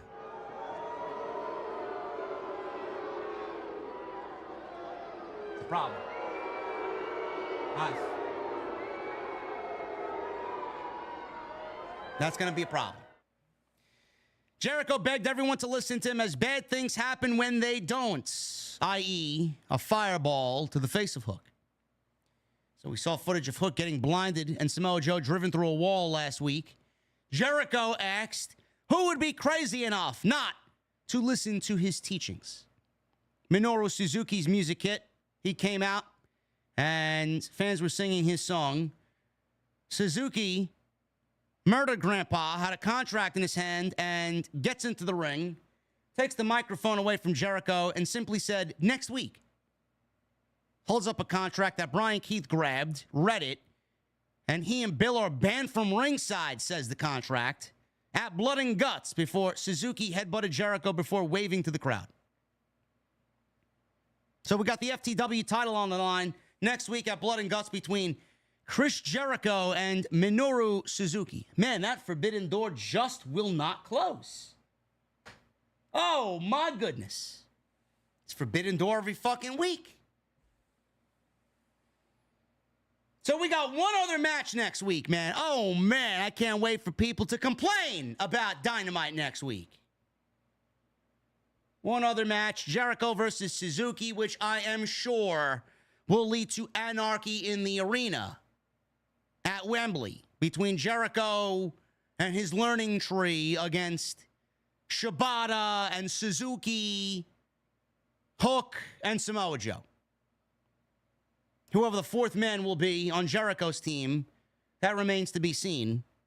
But I'm assuming that Tony will continue the anarchy in the arena or the stadium stampede, whatever the fucking difference is. I don't fucking know. It's the same fucking match. It's only a bigger arena, bigger stage for it to happen. Stadium stampede. It's going to happen between the Learning Tree and Samoa Joe and friends at Wembley Stadium. The Elite. They are backstage and said what Team AEW said about them are ridiculous. Matt said after next week, they'll have all the gold and the power. As after what they do to Strickland next week, the AEW title might become vacant. Mercedes Mone walks in, thanks them for banning Britt Baker from the ring tonight when she wrestles Nyla Rose for the TBS title. Matt said no issues from DMD for the CEO, thanks to the EVPs. Okada then requests that Monet do her CEO dance. She obviously says yes. She starts dancing. and then walks away to go to the ring because she's got a match to get ready for. And Okada is unbuttoning his shirt. He's fanning himself. He's wiping the sweat off his head. He was hot and bothered by Mercedes Mone. I don't blame him. Okada is a man of fine taste. Love Okada. He is smitten with the CEO. I don't blame him. Mercedes Mone and Nyla Rose for the TBS title. Not really much to this. I did not really care for this coming in. I didn't care for it when the match ended. One way in, one way out. And that's Mercedes Mone retaining the TBS title. Mone used her speed to avoid Nyla Rose. Dropped toe hold into the ropes, allowed Mone to take control. Rose tried a vertical suplex, doing some thrusts mid-move. Mone floated over, tried a head scissors. Rose caught Mone. And Mone was draped over the top rope where Rose flew off the top with a knee for 2. So we go to a commercial break. We come back from break. Mone actually had an abdominal stretch applied on Nyla Rose. Nyla easily escaped. Mone went for a sleeper. Rose spun her into a snap suplex, decked Mone with a clothesline, and a corner cannonball for 2. Mercedes kicked out the ankle and hit a Vader bomb before a double knee in the corner, which led to a Meteora and a cover for a near fall. So Mercedes and Nyla fought up in the corner. Mercedes hit a diving bulldog, which looked sloppy. After the bulldog, she pulled out a glove from the side of her ring gear that was draped in her tights. She pulls out a glove, a CEO glove, like Britt Baker usually pulls out before she applies the lockjaw finish. It's got fingernails on it. It looked like a devil claw. So Mone puts the glove on and locks in Britt Baker's finish, the lockjaw, with the glove. Nyla got out of this by biting at Mercedes' hand. Mone then switched to the statement maker, or the former bank statement, for the submission as Nyla Rose tapped out. I know this match was not very good, right? This was the worst Mercedes match since she's been in AEW. I know. I understand.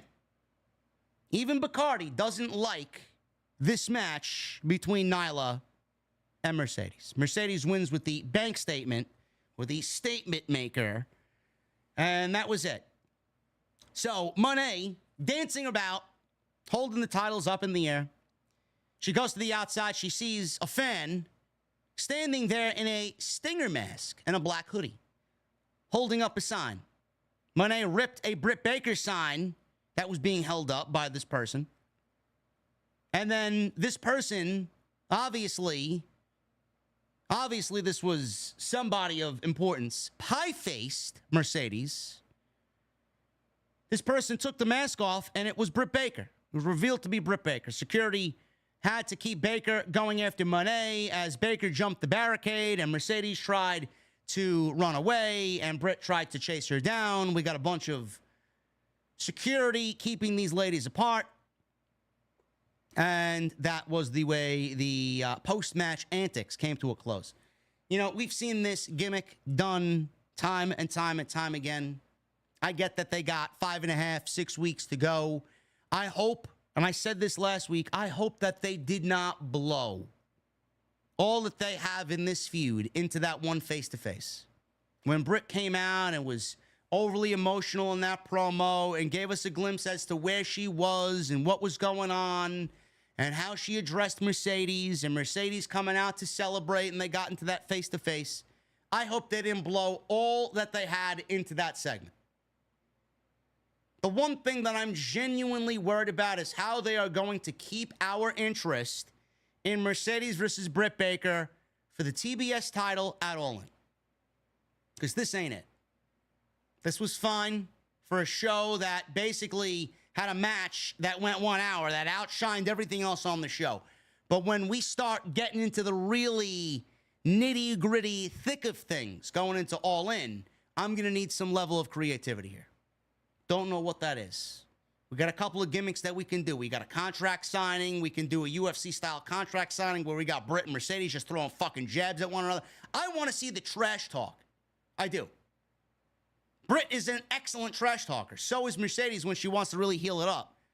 We're going to need to see a little bit more banter back and forth between these ladies. Because right now, them going into this gimmick here with the fan at ringside with the Stinger mask on, of all fucking masks. It's either a Sting mask or a Lucha mask. Like, come on. I get that we got Blood and Guts next week, and most of this isn't really going to matter. And we got 4 weeks coming out of Blood and Guts to build for All In. Let's start ramping up the creativity, man. This match is way too big to be fucking being saddled with gimmicks. So, oh, yeah, Britt's in the fans underneath the mask, and she pie faces Mercedes. She works there. What the fuck does she got to be in the crowd for? It's a little childish, a little ridiculous. We don't need shitty gimmicks like that, man. We got to do better. Come on. We saw footage of Mariah May winning the Owen Hart Foundation tournament last week, saying timeless Toni Storm was like a mother to her. But nothing was going to stop her from winning the Owen Hart Foundation Cup, and said, Toni, this one's for you. All of this was put to footage of May brutally attacking and bloodying Toni Storm for the win at the end of last week's show, man, in that Owen final with Willow Nightingale. The best women's segment in the history of AEW Dynamite. Mariah May beating down Toni Storm, man. Excellent, excellent, excellent segment. Super excited about that match taking place at Wembley Stadium. We go on from the vignette of Mariah May, and we go on into what was after that? We got Mariah May's promo. So not only did we get the replay of Mariah May, we got Mariah May in the crowd coming out, or in the arena rather, in front of the crowd coming out. She was dressed as timeless Mariah May. I can't go black and white like Jesse does, but timeless Mariah May comes out dressed as Toni Storm. She soaked up the moment. She gets into the ring. It's got a microphone that says, let's be honest. You all saw it coming, except for Toni Storm. She said the question shouldn't be why, but rather what took her so long. Honestly, I didn't think it would last this long either. She said it was so easy, and she was having so much fun stringing her along. I just wanted to see how far it would go. She decided it'd be better to kill the horse in front of as many people as possible rather than take it out back behind the barn. She said she has been Toni Storm, and now she can be so much more. She said she never loved Toni more than when she was on her knees, bleeding and screaming her name. That was your greatest performance. She said her greatest performance will be at All In, because now All Elite Wrestling will be all about Mariah. The only thing I did not like about this promo was the long pauses in between. Toni Storm, the one thing that Toni Storm has mastered as far as her character work is concerned is the way that she presents herself, the way that she speaks, her cadence, her body language. Mariah coming out dressed as Toni Storm, mocking Toni Storm, was fantastic. But it was Mariah's delivery that didn't hit the mark on this promo. Her cadence didn't deliver in this segment like it does for Toni. Now, clearly, she's not Toni. She's not going to master what Toni is doing in 2 weeks. But that's the only negative I have to say about this promo. The visual of her dressed as Toni. We got a playback and a replay of what happened last week. We got a reason as to why she did what she did. I mean, again, people complaining for the sake of complaining. Meanwhile, this woman came out and addressed the crowd that she needed to and gave you the why as to why she did what she did last week. Again, just like Britt and Mercedes, I hope that we see a lot more in the next 4 weeks after Blood and Guts between Tony and Mariah to build even further to the match at All In. I think we're at this point ready. Based off the angle last week, I think we're ready, but we still got 4 weeks of television. What are we going to do to get to All In? What's the next segment between Tony and Mariah? Is Tony going to come back and beat the shit out of Mariah unknowingly? Are we going to get a contract signing? I'd love to see, again, contract signing or at least a face-to-face with these two. Hopefully they got something in the pipeline. Hopefully they got something planned. Another major segment between these two, because I hope that they didn't blow everything on that angle, which, looking back at it, I thought it was perfectly done. Everybody was like, all right, they're going to turn her, but when? I think it was a matter of, when is it going to happen? That was the problem. When is it going to happen? Are they going to do it at the Owen? Before the Owen is over? After the Owen? They're going to do it on the road to All In? I think the shock came as to when Mariah won the tournament and then did it immediately. But looking back at it, there was probably no better time for her to turn than that moment last week.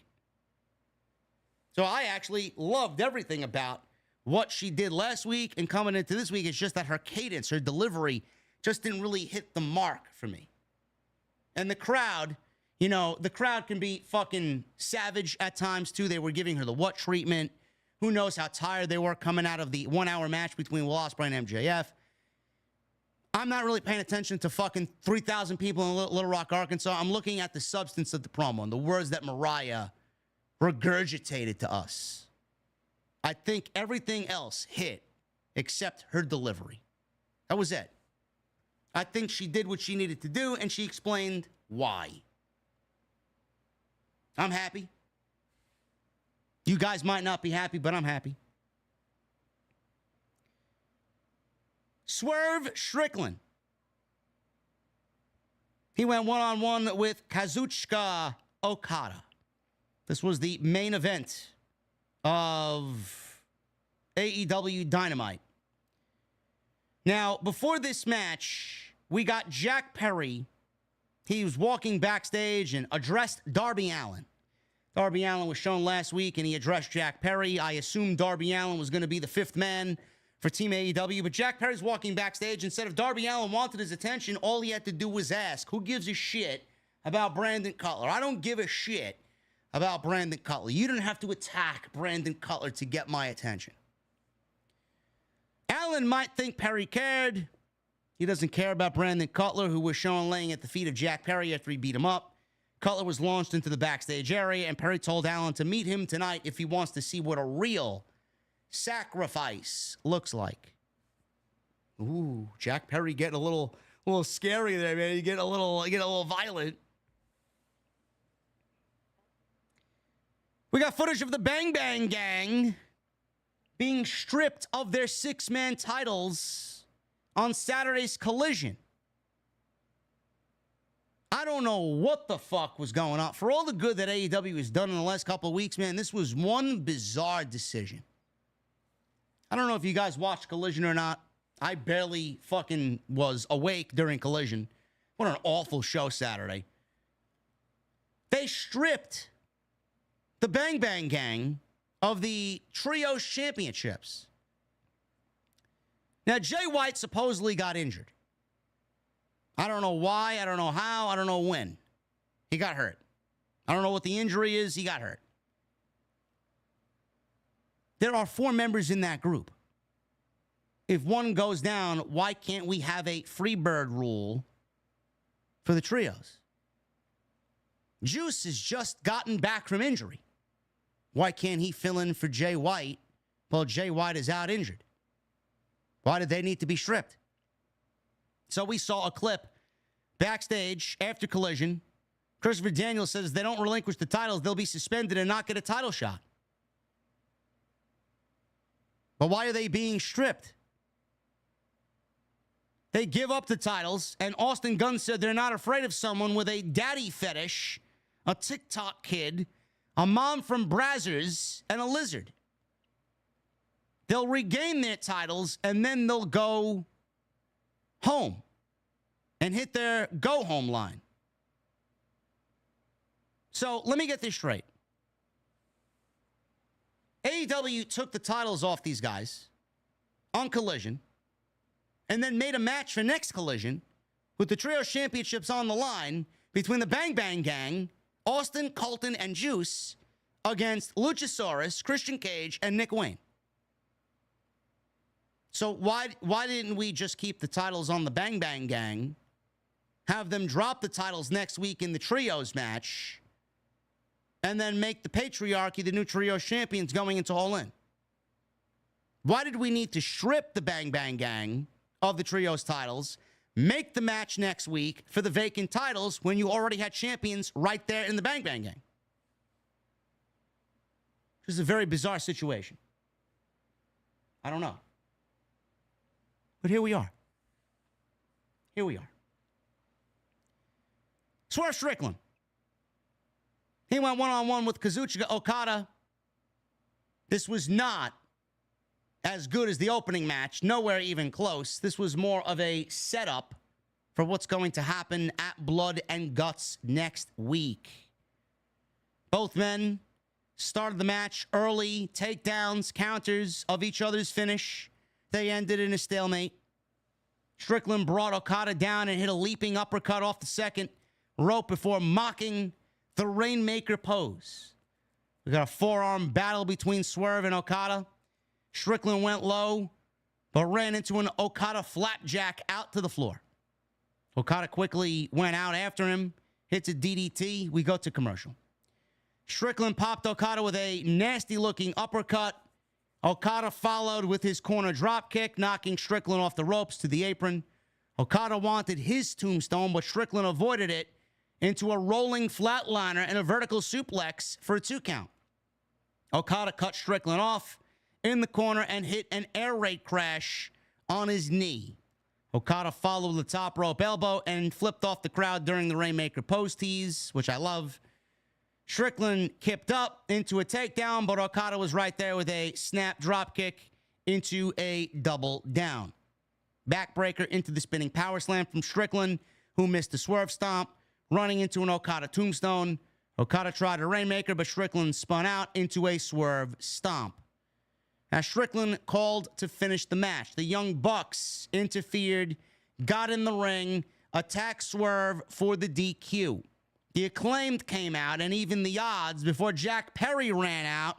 Then Mark Briscoe ran out, and everybody in the Blood and Guts match was brawling at the end of the show. Perry spiked Briscoe with a DDT. Strickland flew in with a house call. Strickland stood tall before Hangman's music hit and outstormed Adam Page. And he jumped onto the apron and had a brief face-off with Swerve. Okada pulled Swerve out from underneath the ring. We got Page being pulled out from underneath his side of the ring by Mark Briscoe. Everybody's brawling. Security separated Perry and the Bucks from the rest of everybody else. Darby Allin's music played. He doesn't come out. Everybody's looking for Darby. Darby descends from the rafters into the ring and onto the outside. And he brawls with Team AEW. And he's officially the 5th man for Team AEW Blood and Guts. And that's the way Dynamite goes off the air. So we got Swerve, Mark Briscoe, the Acclaimed, and Darby Allin against the Elite for Blood and Guts.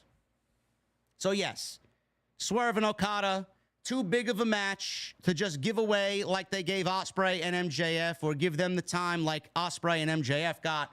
This was more of a setup or an appetizer for Blood and Guts, set up next week, and then this will eventually lead to Swerve building his match with Bryan. Adam Page, I don't know what Adam Page does at Wembley. I don't even think he gets a Wembley match, to be quite honest with you. I think Swerve beats Bryan at Wembley, and I think we get Swerve and Hangman at All Out. I think Darby gets Jack Perry for the TNT title at Wembley, and then I think the Acclaimed get the Young Bucks at Wembley for the tag team titles. What Okada does, I don't know. Who does Okada defend the Continental title against at Wembley Stadium? He's going to need a big match. Don't know who that could be. I really don't.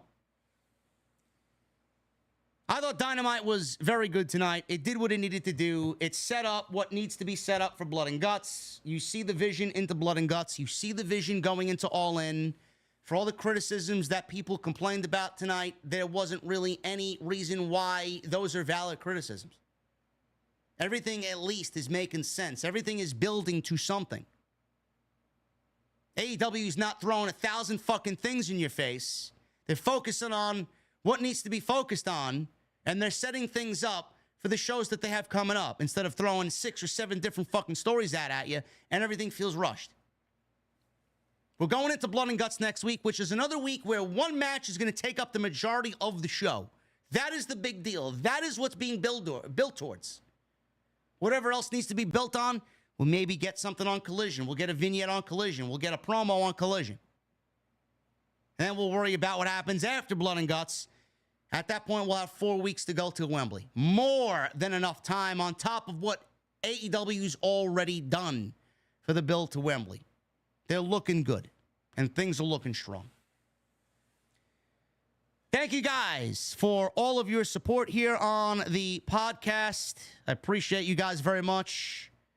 Make sure you guys hit that thumbs up. I would really appreciate if you hit that thumbs up. We got 662 likes.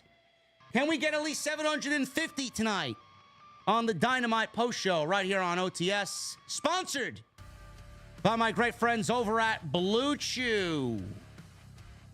BlueChew.com. Code JD at checkout. All you guys got to do is pay the $5 shipping and handling, man. You saw MJF and Will Ospreay deliver 60 minutes of a fucking classic.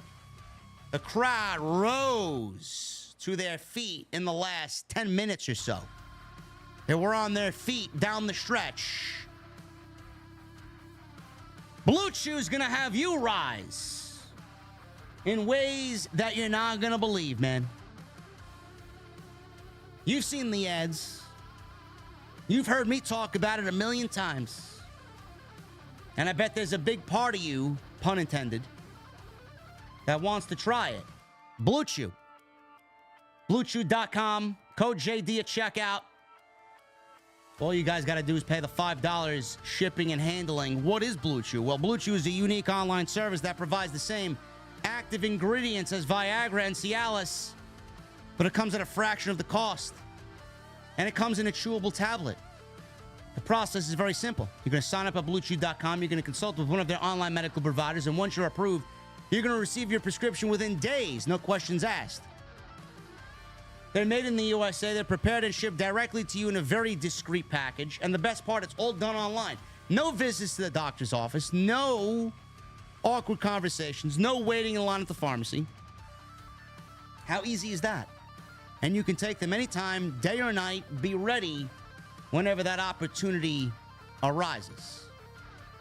So sign up, guys. BlueChew.com. Code JD at checkout. Try it for free. All you got to do is pay the $5 shipping and handling. And I want to thank them for once again being a great friend and a sponsor right here on Off the Script.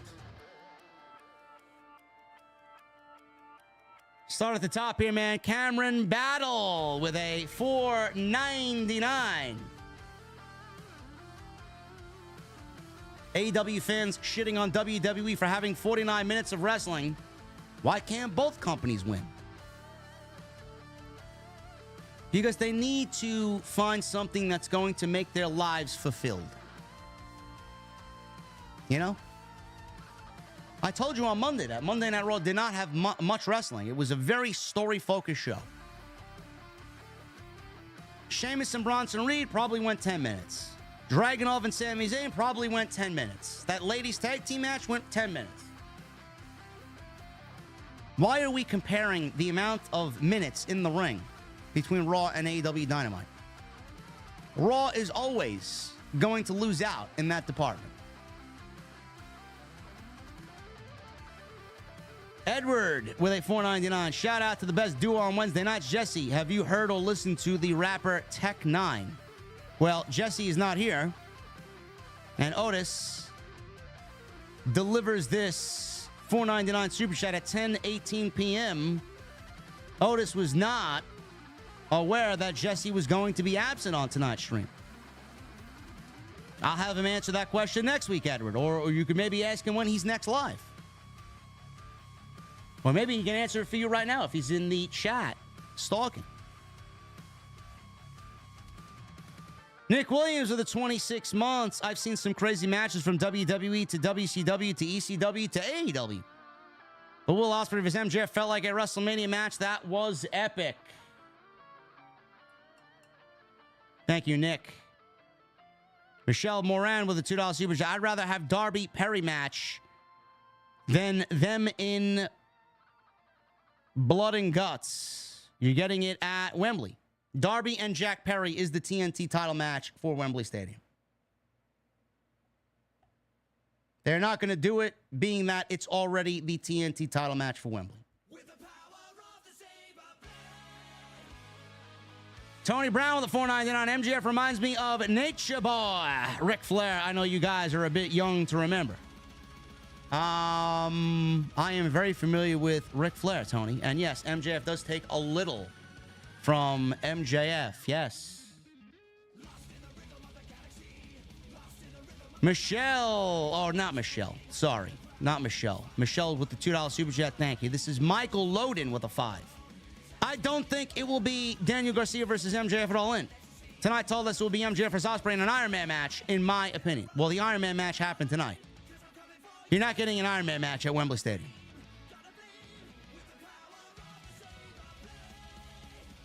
Black Wolf Inc. with the 17 months. I must say that Osprey versus MJF match was quite a banger. That was a 5-star match. Now, Danny winning the international title will mean more. Yes. Yes. Frank Morano with a $10 super chat. I actually popped when we got an abdominal stretch spot. Have not seen that in forever. MJF and Osprey put on a fantastic match and showed MJF can hang, and Osprey is just not a flippy guy. Awesome shit.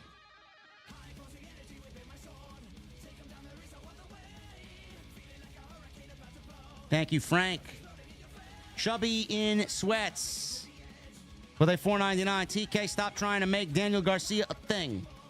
Get used to it, Chubby. For all we know, this is an MJF request. MGM Ballin with a $9.99. Dynamite was great tonight, bruv.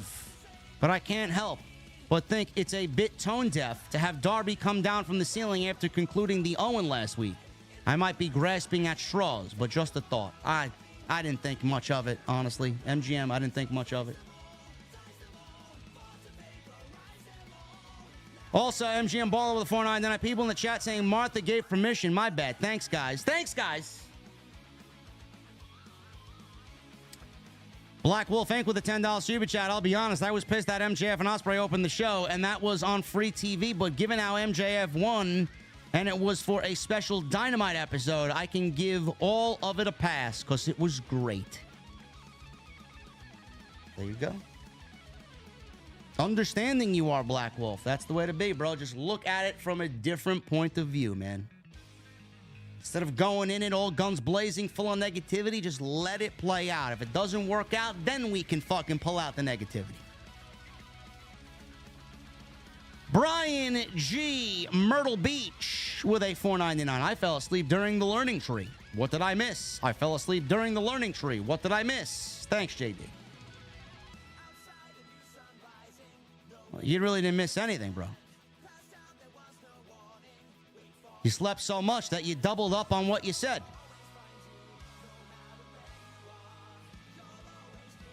M. James with a $2 super chat. MJF vs. Osprey made my nephew into a fan tonight. There you go. It's tough to not watch that and not feel your love for pro wrestling come out, man. They did good tonight.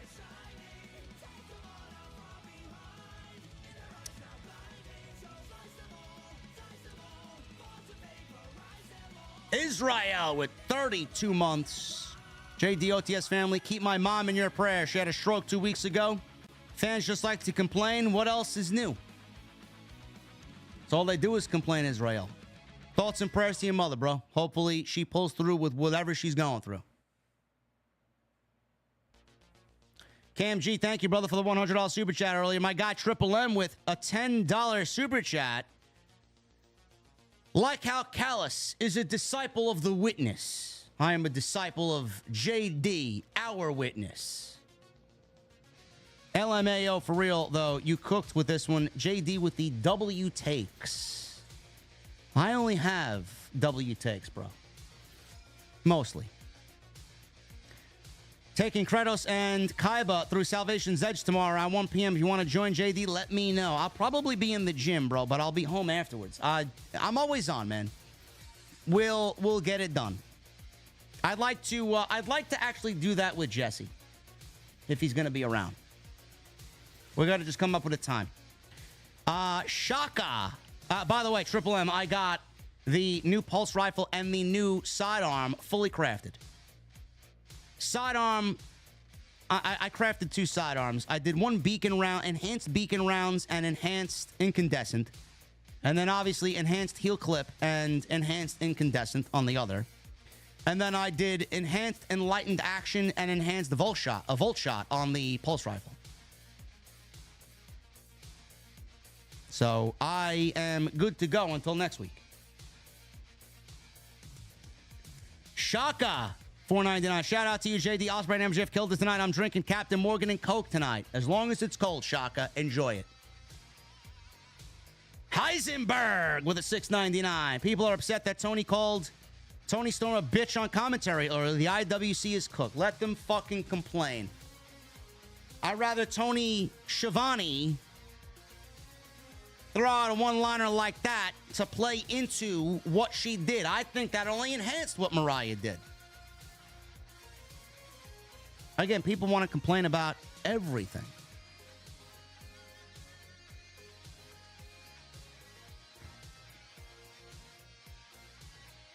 Billy with a $10 super chat. I have a feeling Ricochet versus Will at All In. Just my opinion. Ricochet will get Will at All Out. Billy. My opinion. Phil with a $9.99. Can I say how awesome the build has been for All In compared to last year? MJF, Osprey, Swerve, Danielson, Mariah, Tony, Britt, Mercedes. What a big 4 for All In. And there's more to come. Yes. A lot of people don't see the vision. Phil, a lot of people don't see it. There were things to complain about in the last 2 months. The last 3 weeks, there really isn't much to complain about. I think at least on Dynamite, they're cooking.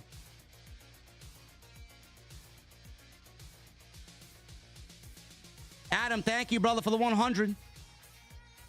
Major with a $4.99. They basically used everybody's high power finisher and kicked out of every last one of them. What a joke. But shout out to JD OTS for life.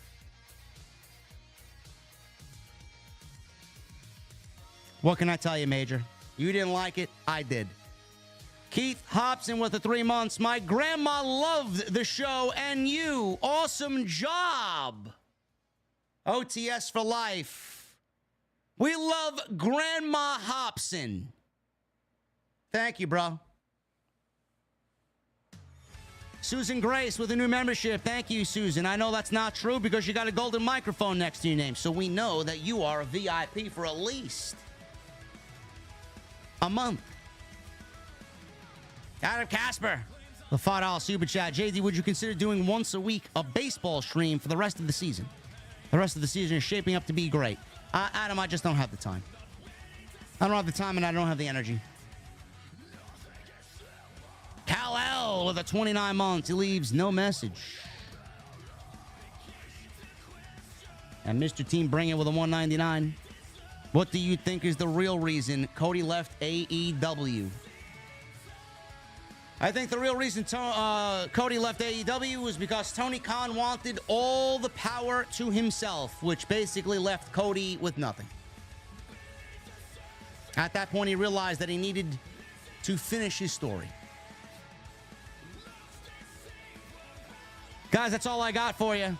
Hopefully I made sense. Hopefully you took something out of this stream that you didn't come into it with. Appreciate you guys very much. Thank you for all your support. Follow me on social media at JD from NY206, Twitter, Instagram, TikTok, and Cameo Hit that subscribe button down below. Turn on the bell for all notifications. Make sure you guys go check out all the other content on the channel. Tuesday Night Titans, episode 57 with me and the Solid Monster. 3.5 hours of video and audio content for you guys. Go check it out. Hit that subscribe button down below. Turn on the bell for notifications. Social media, at JD from NY206. Twitter, Instagram, TikTok, and Cameo. Hit that thumbs up. And Blue Chew. Thanks to them. Sponsoring the show tonight, BlueChew.com. Code JD. Get your free sample courtesy of yours truly. Guys, I will see you back Friday when we are live next for the SmackDown Post right here on OTS. Until then, let's throw them up for MJF and Will Ospreay, man. They had a tremendous night tonight, and they deserve a nice cold one. I'll see you guys later.